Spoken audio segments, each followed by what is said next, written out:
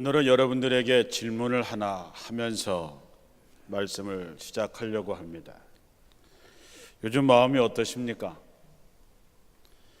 기쁨, 감사, 소망, 변화, 설레임, 이런 것들은 성경에서 우리에게 끊임없이 갖고 있어야 하는 것, 항상 지켜야 하는 것으로 말씀하고 있습니다.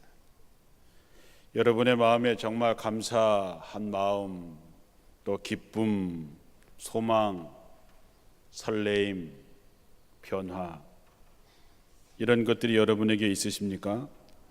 아니면 내가 나름대로 신앙생활을 나름대로 열심히 하는데 뭔가 이렇게 짓눌려 있고 괴롭고 짜증나고 감사가 사라지고 기쁨도 사라지고 그냥 하루하루 설레임 없이 살아가고 있습니까? 여기에 그런 사람이 있었습니다. 그는 목사의 아들로 태어났습니다. 어릴 때부터 아주 철저하게 신앙생활의 훈련을 받았습니다. 그는 젊었을 때부터 대학 시절에 정말로 홀리클럽을 만들고 철저하게 시간을 정해서 새벽기도, 성경공부, 학교공부, 봉사활동, 경건의 훈련을 매일매일 했었습니다. 얼마나 철저하게 그들이 규칙을 만들고 그것을 지켰느냐 하면 그 주변에 있는 사람들이 그들을 메도디스트, 규칙쟁이들이라고 말할 정도였습니다. 그리고 그는 선교사로서 미국도 다녀온 목회자였지만 그의 마음에는 진정한 기쁨과 평안을 누리지 못했습니다. 성경을 아주 잘 알고 있었지만 마음은 뭔가 여전히 짓눌려져 있었습니다. 그리고 그는 변화를 경험하지 못했습니다. 회심하지도 못했고 옛 사람을 벗어버리지도 못했습니다. 예수 그리스도께서 그를 위해서 십자가에 죽었다고 하는 것은 자기 자신이 누구보다 잘 알고 있었지만 그러나 그 은총이 자기 자신과는 별 상관이 없는 것처럼 그는 느껴졌습니다. 십자가 복음에 대한 확신도 그에게는 없었습니다. 그가 목회 활동, 선교사 활동을 했지만 아무 열매도 없었고 그의 마음에는 갈등만, 분쟁만 현실 속에서 나타나게 된 것이지요. 그러던 어느 날 그의 일기에 이렇게 쓰여져 있습니다. 1738년 5월 24일 나는 저녁에 나는 올더스 게이가에 있는 기도 모임에 별로 가고 싶은 마음이 없었지만 그러나 참석했다. 거기서 어떤 사람이 루터의 로마서 서문을 읽고 있었다. 밤 9시 15분쯤 그 낭독자가 우리가 그리스도를 믿을 때에 하나님께서 우리의 마음에 변화를 가져오시는 일을 묘사하는 말을 듣는 중에 나는 내 마음이 이상스럽게 뜨거워짐을 느꼈다. 나는 내가 그리스도를 참으로 믿고 있음을 느꼈고 구원을 위해서 그리스도만 의지한다고 느꼈다. 그리고 주께서 내 모든 죄를 없이 해주셨다는 확신이 생겼다. 웨슬리 목사님의 281년 전의 일기의 내용입니다. 우리 감리교를 만드신 웨슬리 목사님은 목회하는 목회자였고 선교사였지만 진정 마음의 변화를 그때까지 경험하지 못했습니다. 철저하게 신앙생활했습니다. 정말로 바리새인만큼 그렇게 규칙을 지키고 철저하게 신앙생활을 지켰지만 그의 마음속에 기쁨이 없었습니다. 여러분들의 마음은 어떠십니까? 여러분들 마음에 기쁨이 있으십니까? 신앙생활 하면서 말씀에 대한 사모함, 은혜 받고 세상에 나가서 힘을 얻어서 세상을 변화시키려고 하는 그런 마음들이 우리에게 있느냐 하는 것이지요. 성령께서 웨슬리 목사님의 마음을 뜨겁게 만드셨습니다. 그에게 확신이 생겼습니다. 그러자 그의 마음에 변화가 일어나기 시작했습니다. 은혜 받으면, 성령 받으면 마음의 변화가 일어나지요. 안 믿어졌던 것들이 믿어지게 됩니다. 믿어지게 되면 그 은혜가 내 마음속에 복받쳐 오르기 시작하지요. 사람이 변화되는 것이지요. 웨슬리 목사는 한 사람이 변화된 것으로 그친 것이 아니라 그가 변화됐을 때에 영국이 변화되고 수백만 명의 성도들이 변화되고 성령의 놀라운 부흥의 역사가 이어서 나타나게 된 거죠. 누구 때문에? 한 사람의 변화, 한 사람의 성령의 체험을 하고 나서 그를 통해서 그만한 역사들이 나타나게 된 것이죠. 이 사건을 기념하는 오늘은 존 웨슬리 목사님 회심 281주년 되는 기념주일입니다. 그래서 존 웨슬리 목사님의 회심을 기념하는 예배가 두 번 있습니다. 그 첫 번째는 오늘 2시 반에 동서남지방 청년들이 우리 교회에 모여서 감리교신학대학교 이덕주 교수님을 모시고 웨슬리 목사님에 대한 말씀을 듣게 됩니다. 오늘 저녁 7시 반에는 학생교회에서 원주 서지방 지방연합 집회로 모여서 웨슬리 목사님에 대한 말씀을 듣게 됩니다.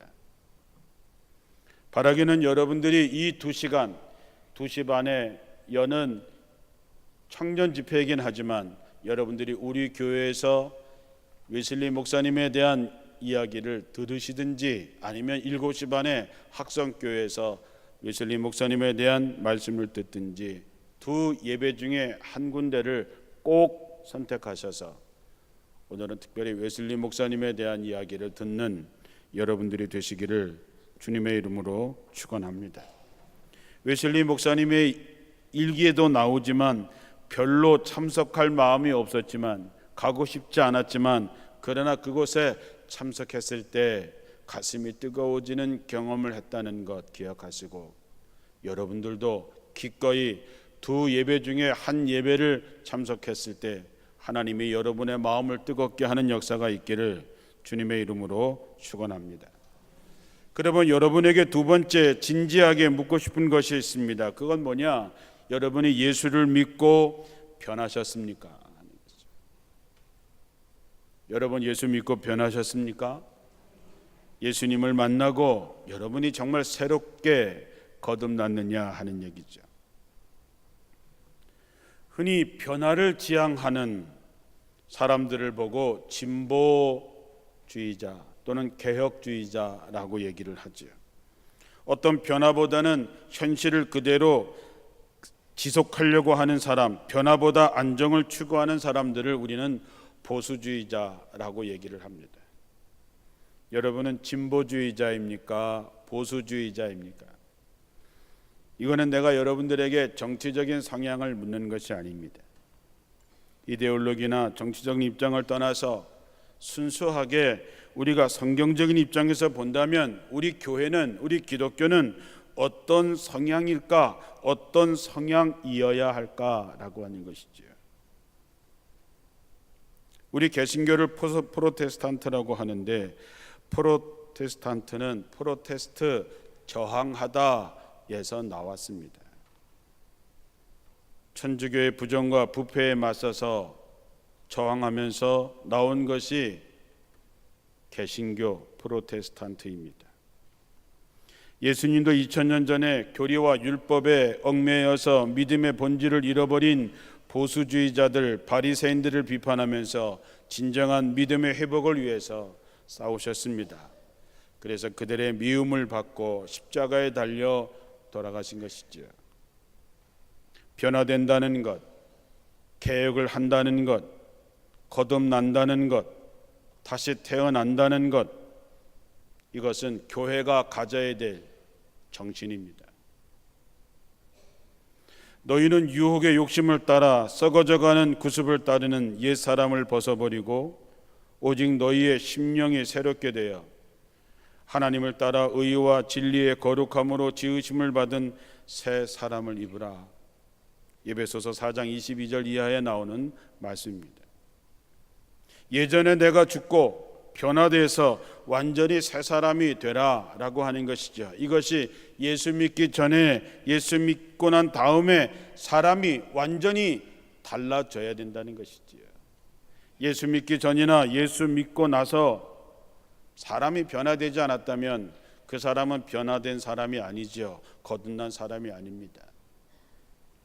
사람이 성령을 받기 전과 성령 받고 난 다음에 사람이 달라져야지요.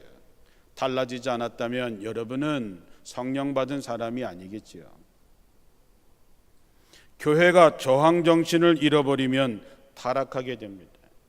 끊임없이 새롭게 유혹의 욕심을 따라 썩어져가는 구습을 늘 벗어버리고 옛 사람을 벗어버리고 오직 심령이 새롭게 돼서 하나님을 따라가는 삶을 매일매일 살아갈 때에 우리는 그를 거룩한 사람이라고 부르는 것이지요. 요한복음 3장 1절에 보면 바리새파 사람 중에서 니고데모라고 하는 사람이 있었습니다. 그는 유대인의 의회의 의원이었습니다. 그가 어느 날 밤 예수님께 와서 선생님, 우리는 당신이 하나님께서 보내신 분이라고 하는 것을 알고 있습니다. 하나님이 함께 하시지 않으면 선생님이 베푸시는 기적을 아무도 행할 수 없기 때문입니다. 그때 예수님께서 니고데모에게 다짜고짜 이렇게 얘기합니다. 내가 너에게 분명히 말하지만 사람이 다시 나지 않으면 하나님의 나라를 볼 수 없다. 사람이 거듭나지 아니하면 하나님의 나라에 들어갈 수 없다는 것이지요. 니고데모가 깜짝 놀라서 이렇게 얘기합니다. 내가 이렇게 늙었는데 어떻게 어머니 뱃속에 들어갔다가 다시 나올 수 있겠습니까? 예수님이 말씀하십니다. 내가 분명히 말해두지만 누구든지 물과 성령으로 다시 나지 않으면 하나님의 나라에 들어갈 수 없다는 것이죠. 여러분, 예수 믿고 변화하지 않으면, 거듭나지 않으면 하나님의 나라에 들어갈 수 없다는 것입니다. 그런데 사람들은 참 변하지 않습니다. 변하기 힘들죠. 여러분이 여러분 자신을 봐도 참 사람이 변하기 어렵습니다. 때로 신앙생활을 수십 년 했는데, 그래서 권사가 되고 장로가 되고 목사가 됐는데, 그럼에도 불구하고 옛 사람을 벗어버리지 못합니다. 자기 고집과 자기 성질을 버리지 못하고 난 원래 이런 사람이야 라고 체험하면서 살아가기도 하지요. 때로는 내가 이러면 안 되는데 라고 하는 것을 알면서도 변화되지 않는 것이 사람입니다. 그러나 여러분, 예수님께서 오늘 말씀하셨습니다. 누구든지 물과 성령으로 거듭나지 아니하면 하나님의 나라에 들어갈 수 없다. 그래서 예수를 믿으면 변해야 되고 예수님을 만나면 변화되어야 됩니다. 인생이 달라져야 되는 것이죠. 문제가 뭐냐 하면 머리로는 다 아는데 마음으로 변화되지 않는 것이지요. 여러분은 어떠십니까? 여러분이 머릿속에는 다 있지요. 성경 말씀이 다 있지요. 이렇게 살면 안 된다는 거 다 있지요. 그러나 그것이 가슴으로 내려오질 않아서 답답한 마음, 뭔가 짓눌린 마음으로 살아가고 있는 것이죠. 그래서 예수님께서는 그토록 단호하게 내가 진실로 진실로 내게 이르노니 사람이 거듭나지 아니하면 하나님의 나라를 볼 수 없다라고 말씀하신 것은 사람들이 반드시 변화될 수 있다라고 하는 것을 예수님께서 말씀하시는 거죠. 자, 예수님께서 우리에게 거듭날 수 있다라는 것을 전제로 얘기하신 것이죠. 그러면 어떻게 하면 우리가 변화될 수 있을까? 어떻게 하면 우리가 웨슬리 목사님처럼 인생을 전환할 수 있는 사람이 될 수 있을까? 그것은 물과 성령으로 거듭날 수 있다는 것이죠. 내가 노력하고 내가 애써서 되는 것이 아니라 성령이 내 마음속에 역사하면, 내가 성령을 체험하면 된다는 것이죠. 웨슬리 목사님의 일기처럼 나는 이상스럽게 내 마음이 뜨거워짐을 느꼈다. 어떻게 그렇게 됐을까요? 성령께서 그 마음에 역사하신 거죠. 그가 성령을 체험하고 그의 마음이 변화가 일으켜지자 세상이 변화된 것이지요. 누가복음 24장에 엠마오로 가는 두 제자의 이야기를 우리는 잘 알고 있습니다. 예루살렘에서 25리쯤 떨어져 있는 엠마오라고 하는 마을로 가면서 그들은 굉장히 슬퍼했습니다. 왜냐하면 예수님께서 돌아가셨기 때문이죠. 예수님께서 부활했다는 얘기를 하신다는 얘기를 들었지만 그들은 믿음이 없어서 듣지 못했어요. 그들의 길을 갈 때에 부활하신 주님께서 그들과 같이 동행하셨지만 16절에 보면 그들의 눈이 가리워져서 그인 줄을 알아보지 못했다 그랬습니다. 예수님의 제자들이었는데, 물론 12제자는 아니었겠지만 예수님과 함께 따라다니면서 예수님과 함께 했던 제자들이었는데, 부활하신 예수님께서 곁에 오셨는데도 불구하고 그들의 눈이 가리워지니까 예수님인 줄 알아보지 못했다 그랬습니다. 이 말의 표현을 다른 표현으로 하면 그들이 거듭나지 못하니까, 그들이 변화되지 못하니까 주님이 함께 하심에도 불구하고 주님이 함께 계신 것을 깨닫지 못한 것이죠. 그들은 여전히 주님과 함께 가면서도, 주님의 말을 하면서도 그들은 슬픈 빛을 띠고 걸어갔다 그랬습니다. 저녁 때가 되어서 함께 식사할 수 있는 자리가 생겼을 때에 그들의 눈이 밝아져서 예수님인 줄을 그제서야 알아보았다 그랬습니다. 함께 길을 한나절 걸어오는데도 불구하고 예수님인 줄 알아보지 못한 것은 그들의 눈이 가리워졌기 때문이고, 비로소 눈이 열렸을 때, 눈이 밝아졌을 때 예수님인 줄을 알아보았지요. 예수님인 줄을 알아보았을 때에 그들은 서로 말하기를, 길에서 우리에게 말씀하시고 우리에게 성경을 풀어주실 때에 우리 속에서 마음이 뜨겁지 아니하였더냐라고 얘기하죠. 은혜를 받고 보니까 눈이 열려져서 예수님인 줄을 알아보고 나니까 아까 그 길에서 예수님께서 우리에게 성경을 가르쳐 주시고 말씀을 풀어 주실 때에 우리의 가슴이 뜨거워지지 않았었던가, 그래서 알게 되는 것이죠. 그리고 그들은 도망쳤던 예루살렘으로 다시 돌아가게 됩니다. 공동번역 성경에는 이렇게 쓰여져 있습니다. 그제서야 그들은 눈이 열려서 예수를 알아보았는데 예수님의 모습은 이미 사라져서 보이지 않았다. 그들은 길에서 그분이 우리에게 말씀하실 때나 성서를 설명해 주실 때에 우리가 얼마나 뜨거운 감동을 느꼈던가라고 서로 말했다 그랬습니다. 요한 웨슬리 목사님에게 나타났던 가슴이 뜨거워지는 로마서 서문을 읽는 때에 가슴이 뜨거워졌던 그 경험은 엠마오로 가던 두 제자가 했던 경험과 똑같은 것입니다. 우리도 그런 은혜가 있게 될 줄로 믿습니다. 고린도후서 3장 18절에 보면 우리가 다 수건을 벗은 얼굴로 거울을 보는 것 같이 주의 영광을 보매 그와 같은 형상으로 변화하여 영광에서 영광에 이르니 곧 주의 영으로 말미암음이니라. 수건을 얼굴에서 벗어버리고 아주 분명하게 거울을 보는 것 같이 주님의 영광을 보게 되는데, 그렇게 될 수 있는 게 어떤 방법이냐? 하나님의 영, 성령으로 말미암는다 그랬습니다. 우리가 신앙생활 하면서 희미하게 긴가민가 이러면서 믿는 것이 아니라 분명하게 바라보는 거죠. 아, 예수님이시구나, 그분이 살아계시는구나, 나를 위해서 십자가 달려 죽으셨구나, 나는 그분을 믿음으로 내가 구원에 이르렀구나 라고 하는 것을 분명하게 알게 된다는 것이지요. 성령의 역사하시면 우리는 비로소 하나님의 형상으로 변화된다는 것이죠. 여러분, 영성의 목적이 무엇입니까? 영성이라고 하는 게 뭡니까? 영성이라고 하는 건 딱 하나입니다. 예수 그리스도를 닮아가는 거죠. 예수 그리스도를 닮아가는 것이 우리의 신앙의 목적입니다. 그런데 그렇게 하려면 우리가 변화되어야 되고 거듭나야 되는데, 새 사람이 되어야 되는데, 그것은 성령으로 말미암아 성령을 통해서만이 할 수 있다는 것이지요.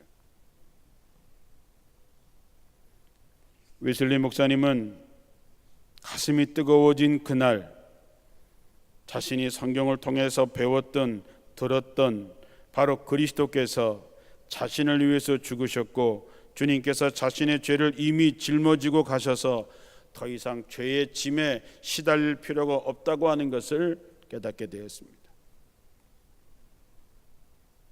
이런 역사가 머리로만 알았던 십자가의 진리가 가슴으로 믿어지는 순간 우리는 변화되는 것이죠. 우리가 변화되지 않는 것은 바로 이런 성령의 뜨거운 체험이 없었기 때문이죠.